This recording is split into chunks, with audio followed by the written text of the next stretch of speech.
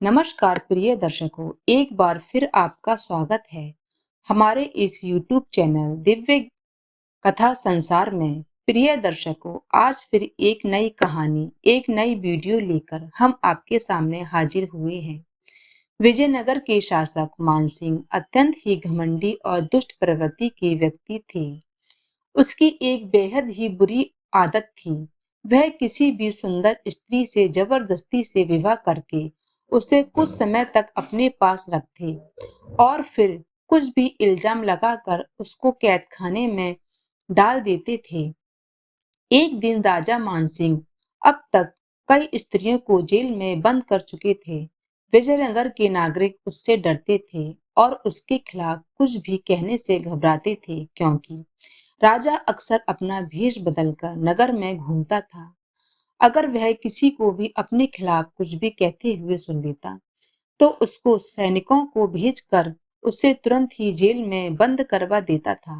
एक दिन राजा ने चूड़ी बेचने वाले का भेष धारण किया और पास के गांव में पहुंचा। वहां उसने एक चबूतरे पर बैठकर चूड़ियां बेचना शुरू की।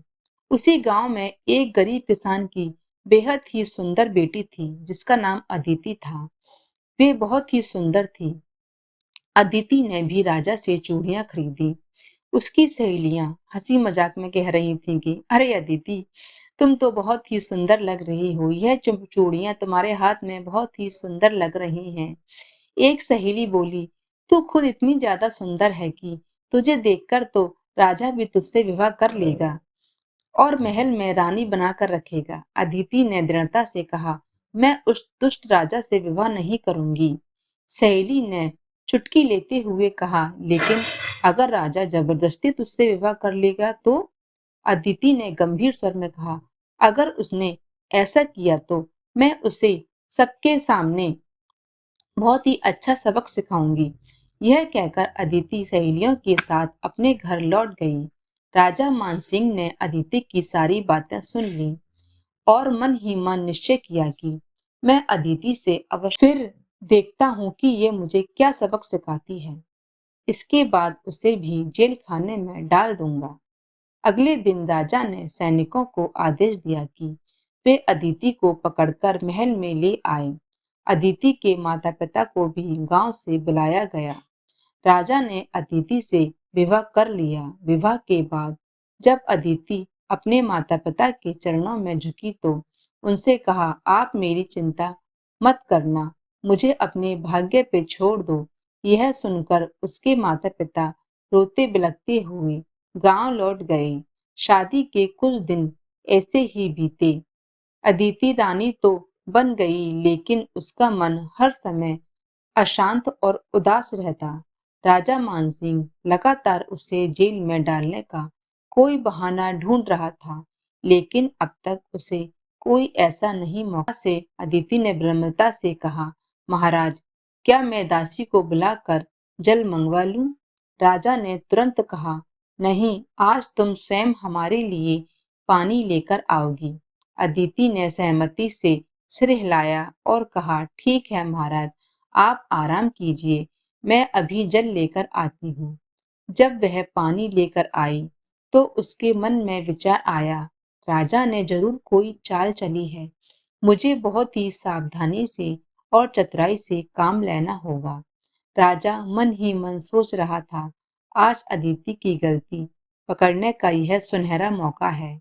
अगर वह पानी लेकर आई तो मैं कहूंगा कि मुझे हाथ और मुंह धोने का पानी चाहिए था। अगर वह हाथ और मुंह धोने का लाएगी तो मैं कहूंगा कि मुझे पीने का पानी चाहिए था।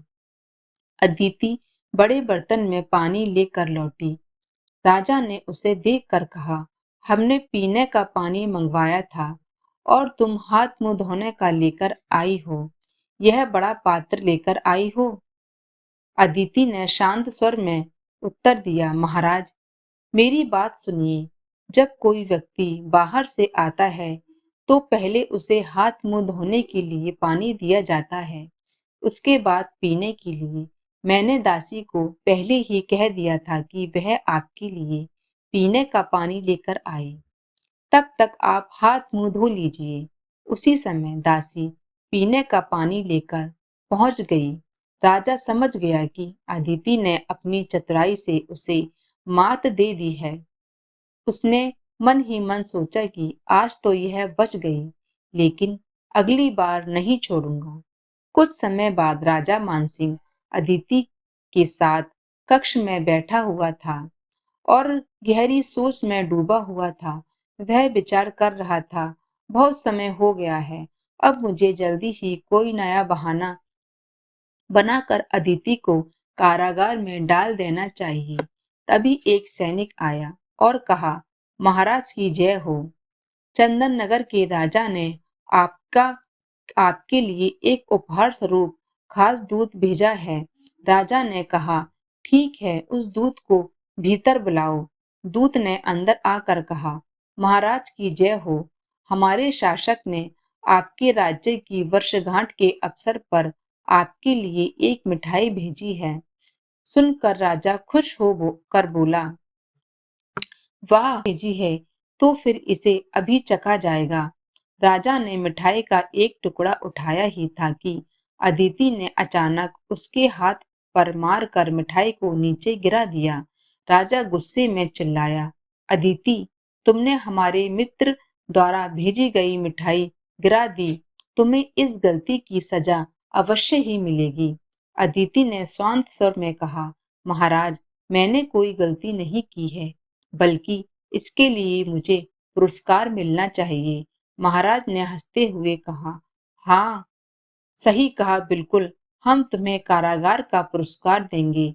सैनिकों, अदिति को बंदी बनाकर जेल खाने में डाल दो। अदिति ने विनम्रता से कहा, रुकिए महाराज, मुझे जेल खाने में डालने से पहले इस मिठाई का परीक्षण करवा लीजिए।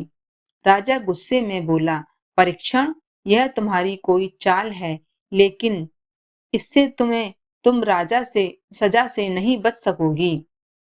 अदिति ने उत्तर दिया, महाराज, अगर मैं गलत हूं तो मुझे सजा स्वीकार है, लेकिन पहले इस मिठाई को किसी कुत्ते या बिल्ली को खिलाकर जांच लीजिए। यह सुनकर दूत घबरा गया और मन ही मन सोचने लगा, मुझे यहाँ से भाग जाना चाहिए, नहीं तो राजा मुझे मौत की सजा सुना देगा।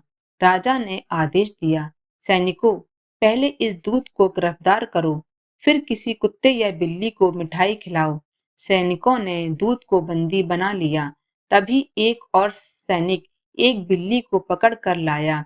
बिल्ली को मिठाई के पास छोड़ा। मिठाई खाते ही बिल्ली मर गई। यह देखकर राजा चौंक कर बोला, अरे, इसमें तो जहर था। अदिति ने कहा, हाँ महाराज, मिठाई में विष मिला हुआ था। मैंने दूत के चेहरे का हाव भाव से ही यह बात भांप ली थी। वैसे भी बाहर से आई किसी भी वस्तु को बिना जांचे परखे खाना बेहद ही खतरनाक हो सकता है। राजा ने सोचा, ओह, अदिति ने मुझे मौत से बचा लिया, लेकिन खुद भी सजा से बच निकली। खैर, अगली बार इसे जेल खाने में अवश्य ही डाल दूंगा। राजा ने कहा, अदिति, तुमने सराहनीय कार्य किया है। हम तुमसे यही उम्मीद रखते हैं। कुछ दिन ऐसे ही गुजर गए। राजा को अदिति को दंड देने का कोई अवसर नहीं मिला। एक दिन राजा ने कहा, अदिति, आज हम शिकार खेलने के लिए जा रहे हैं, शाम तक लौट कर आ जाएंगे। अदिति ने उत्तर दिया, ठीक है महाराज, मैं आपकी प्रतीक्षा करूंगी। राजा कुछ सैनिकों के साथ शिकार पर निकल गया। हालांकि शिकार केवल एक बहाना था।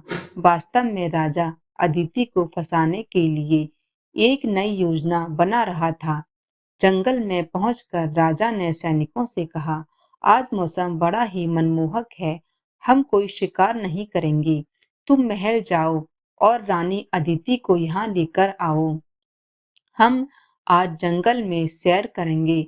सैनिकों ने कहा, जो आज्ञा महाराज। सैनिक महल पहुंचा और अदिति से कहा, रानी साहिबा, महाराज ने संदेश भेजा है कि आज का मौसम बेहद ही सुखद है। वह चाहते हैं कि आप जंगल में आकर उनके साथ सैर करें। अदिति ने सोचा, यह राजा की कोई नई चाल लगती है। फिर उसने कहा, सैनिक, तुम महाराज से जाकर कह दो कि मैंने जंगल में आने से मना कर दिया है। सैनिक ने कहा, लेकिन रानी साहिबा, महाराज को यह सुनकर क्रोध आ जाएगा।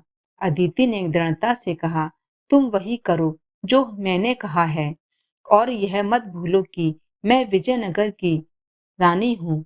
सैनिक वापस जंगल लौट कर राजा से कहा, महाराज, रानी ने जंगल में आने से इनकार कर दिया है।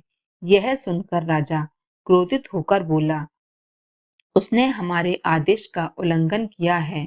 हम उसे इस अपराध की सजा जरूर सुनाएंगे। तुरंत महल चलो। महल पहुंचते ही राजा सीधा अदिति के कक्ष में पहुंच गया और गुस्से से बोला, अदिति, तुमने जंगल में आने से मना क्यों कर दिया? तुमने हमारी आज्ञा का उल्लंघन किया है। आज तुम्हें इस अपराध की सजा अवश्य ही मिलेगी। अदिति शांत स्वर में बोली, महाराज, मैंने कोई अपराध नहीं किया है और न ही आपके आदेश का उल्लंघन किया है, बल्कि मैंने उस सैनिक के साथ जाने से मना करके आपको एक बड़ी मुसीबत से बचाया है। आपने उस सैनिक के साथ कोई लिखित संदेश या निशानी नहीं भेजी थी। ऐसे में मैं कैसे मान लेती कि वह वास्तव में आपका कोई दूत था? राजा ने कहा, यह संभव है कि वह चंदन नगर के शत्रु राजा का जासूस हो। अगर वह मुझे छल से अपने साथ ले जाता तो यह मेरे लिए कितना बड़ा अपमान होता। राजा ने यह सोचते हुए कुछ देर मौन रखा।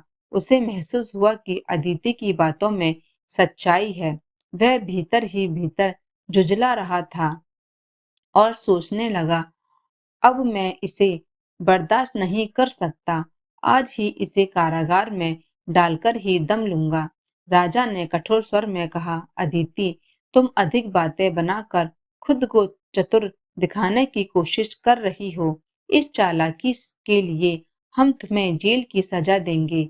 अदिति ने शांत स्वर में लेकिन दृढ़ स्वर में कहा, महाराज, आप किसी कमजोर लड़की को जबरदस्ती रानी बनाकर उसे जेल में डाल सकते हैं, लेकिन यदि आप विजयनगर की राजकुमारी को अपनी रानी बना सकें तो तभी आपकी वीरता का प्रमाण होगा।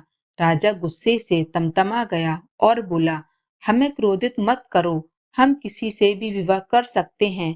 अदिति मुस्कुराकर बोली, ठीक है महाराज, यदि आप विजयनगर की राजकुमारी से विवाह नहीं कर सके तो आपको किसी भी लड़की को कारागार में डालने का अधिकार नहीं होगा।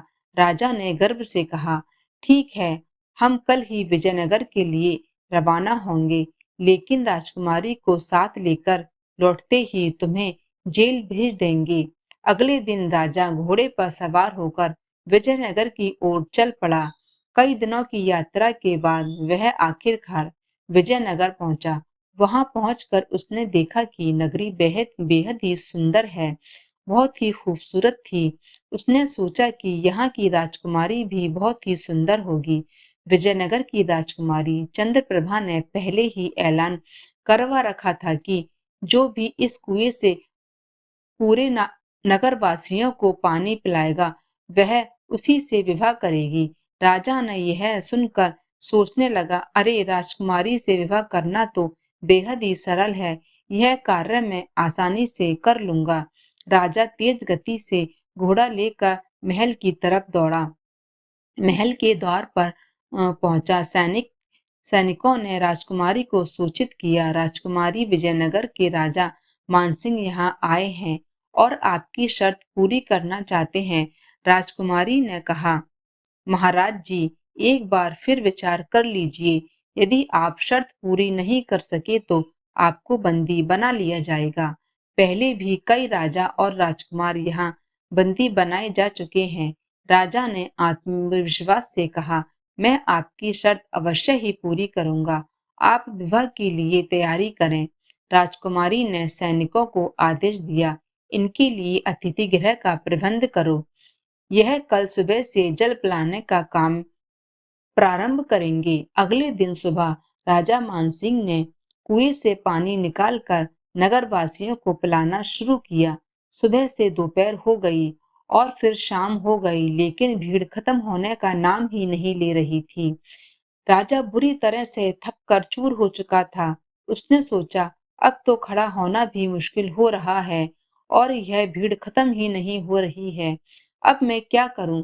थकान से चूर राजा ने जब कुएं से पानी निकालने के लिए उठने की कोशिश की, तो उसके कदम लड़खड़ा गए और वह कुएं की मुंडेर पर गिर पड़ा।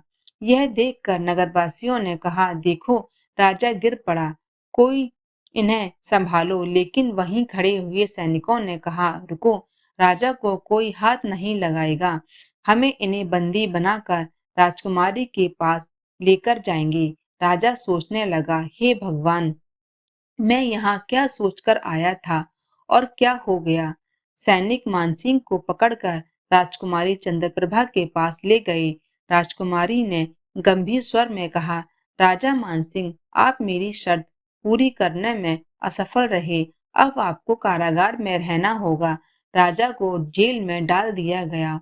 कुछ दिनों तक जब राजा वापस नहीं लौटा तो अदिति को चिंता होने लगी। उसने कुछ गुप्तचरों को राजा की खोज के लिए भेजा और कहा, मुझे महाराज का पता लगाना है। इस कार्य के लिए तुम्हें उचित इनाम मिलेगा। कुछ दिनों बाद गुप्तचर लौटकर आए और बताया, रानी जी, महाराज विजयनगर में बंदी बनाए गए हैं।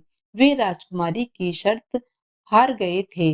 अदिति ने गंभीरता से कहा, ठीक है, तुम इस बात का जिक्र किसी से मत करना। अगले दिन अदिति ने महाराज महामंत्री से चर्चा की और कहा, महामंत्री जी, मैं राजा को छुड़ाने के लिए खुद जाऊंगी। मेरे पीछे आप राज्य का सभी कार्य संभालें। यह कहकर अदिति राजकुमार का भेष धारण किया और विजयनगर की ओर निकल पड़ी। कई दिनों की यात्रा के बाद अदिति विजयनगर पहुंची। महल के द्वार पर पहुंचकर उसने जब पहरेदार को अपने आने का कारण बताया तो वह उसे राजकुमारी चंद्रप्रभा के पास ले आया। राजकुमारी चंद्रप्रभा ने अदिति से कहा, राजकुमार, एक बार विचार कर लो, कहीं ऐसा ना हो कि तुम्हें भी जीवन भर कारागार में रहना पड़े। अदिति ने उत्तर दिया, राजकुमारी जी, यदि मैंने आपकी शर्त पूरी कर ली तो आपको मुझसे विवाह करना होगा और साथ ही सभी कैदियों को भी रिहा करना होगा। राजकुमारी मुस्कुराते हुए बोली, ठीक है राजकुमार, मुझे आपकी शर्त मंजूर है।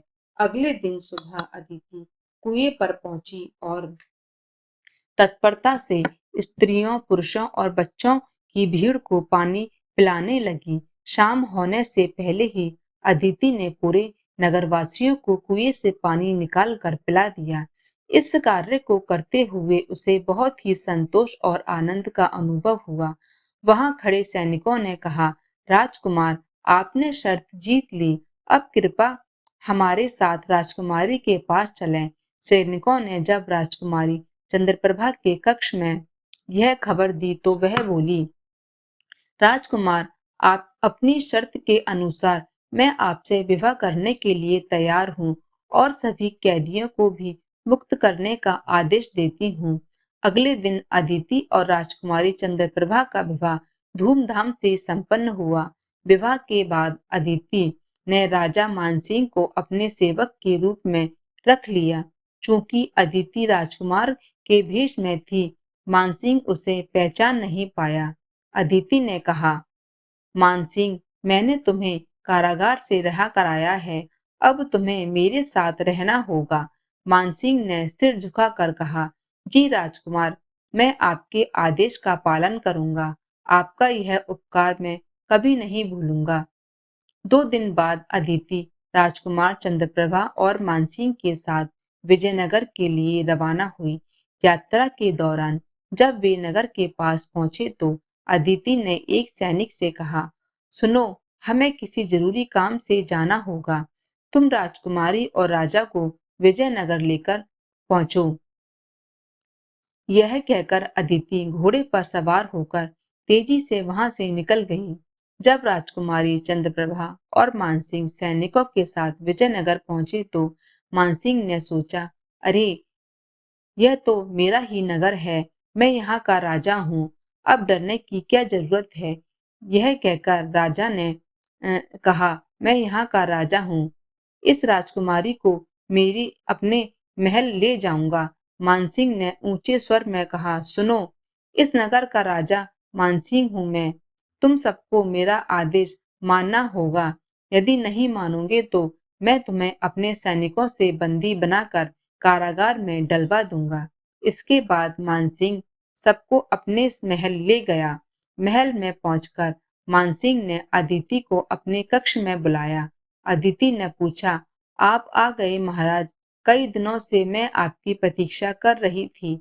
मानसिंह ने गर्व से कहा, हम विजयनगर की राजकुमारी चंद्रप्रभा को अपनी रानी बनाकर लाए हैं। अब तुम्हें शर्त के अनुसार कारागार में रहना होगा। अदिति राजकुमारी चंद्रप्रभा के पास जाकर बोली, राजकुमारी चंद्रप्रभा तो वास्तव में बहुत ही सुंदर हैं, लेकिन क्या सच में महाराज ने आपको शर्त में जीतकर रानी बनाया है? मानसिंह ने उत्तर दिया, राजकुमारी चंद्रप्रभा तुम्हारे सामने बैठी है, फिर तुम ऐसा प्रश्न क्यों पूछ रही हो? अदिति ने गंभीर स्वर में कहा, महाराज, आप झूठ बोल रहे हैं। यह तो मुझे पहले से ही पता है, क्योंकि राजकुमारी चंद्रप्रभा और मैं सहेलियां हैं। जिस राजकुमार ने राजकुमारी चंद्रप्रभा से विवाह किया था, वह और कोई नहीं बल्कि मैं स्वयं थी। अदिति ने आगे कहा, मैं और राजकुमारी चंद्रप्रभा ने मिलकर यह योजना बनाई थी। हमारा विवाह केवल एक नाटक था, ताकि आपको सबक सिखाया जा सके।